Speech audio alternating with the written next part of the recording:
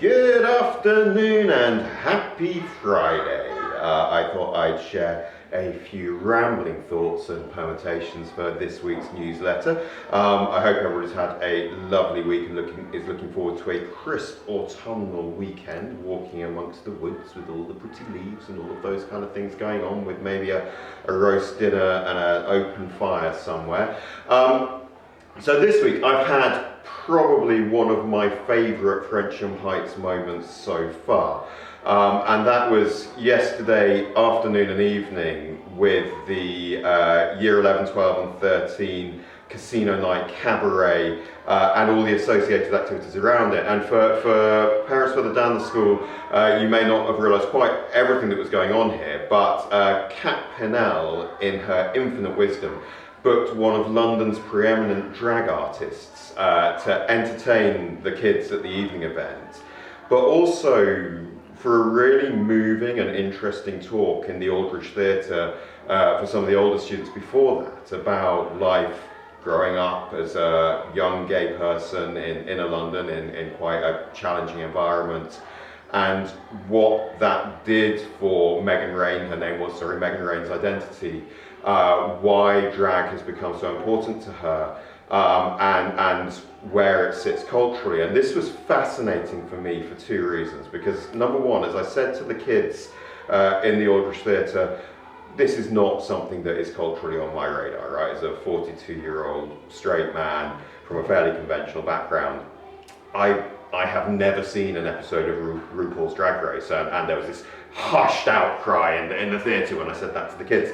But it was such a powerful kind of reminder of the bubbles that we live in, this cultural phenomenon that's so important to so many within our community for a wide variety of reasons, which I had literally no idea about, because I live in my own bubble, surrounded by people like me who think the same way as I do, share the same experiences as I have, and that becomes my life.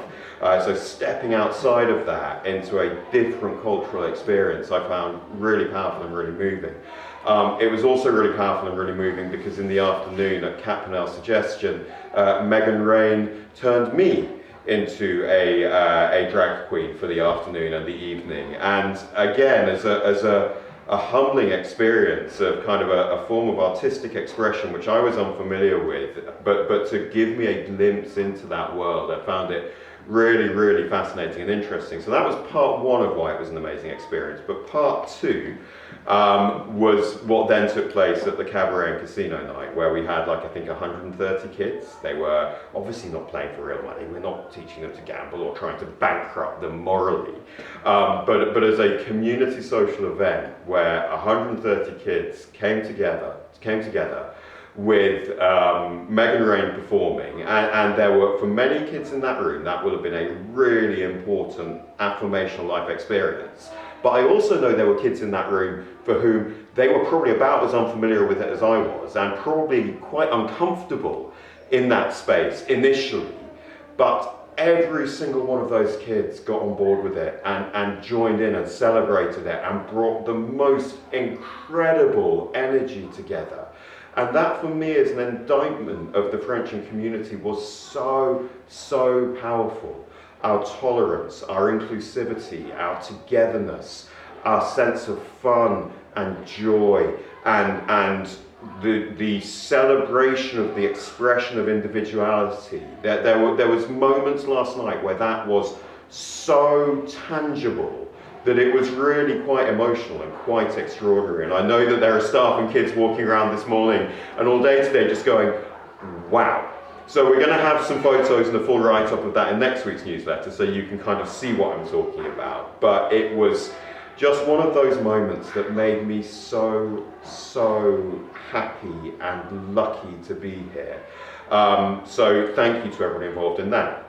But there have been other things this week as well, and more recently, that made me feel really happy and lucky to be here. I had a wonderful conversation on, I think was it yesterday morning? It feels like a lifetime ago, with the junior school parent voice reps. I'd seen the senior school ones the week before, and I just wanted again to reach out to thank them all for giving up their time to share their thoughts.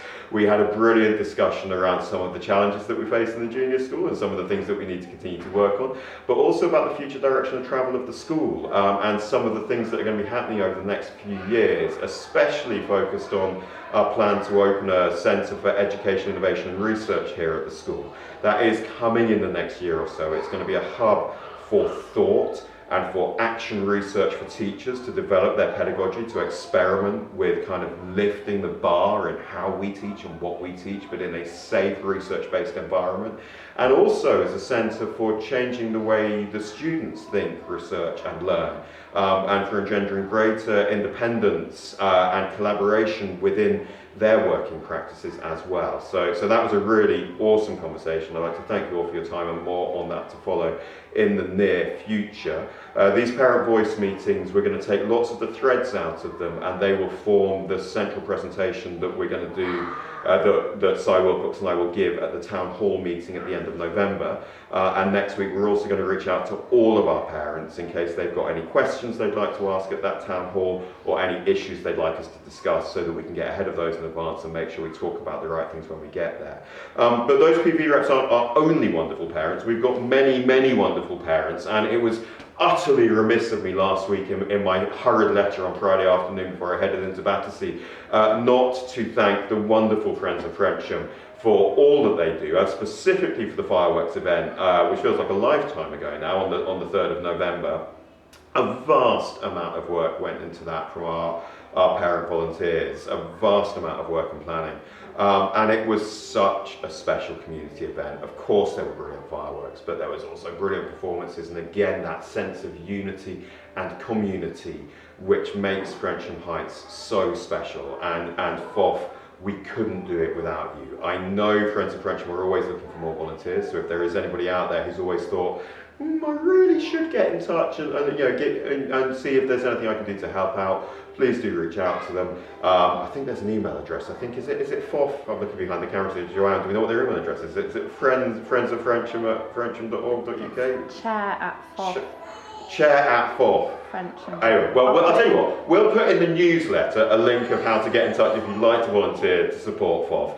And we've got another awesome event coming up on the 12th of December? 11th. Wednesday the 11th of December. I do apologise, I should have notes or something. So Wednesday 11th of December we are having our Christmas fair. And every conversation I have about the Christmas fair, it gets bigger and bigger and bigger and bigger. So Christmas fair is going to be a community event. It's basically people walking through the room and nobody wants to come behind the camera. Go on, walk behind! So the Christmas fair is going to be a community event. It's open to the whole local community as well as the school community. It is free to attend. We're going to have stalls by local business people selling festive goggles and baubles and googles and I imagine fudge. There's always fudge. Is there fudge?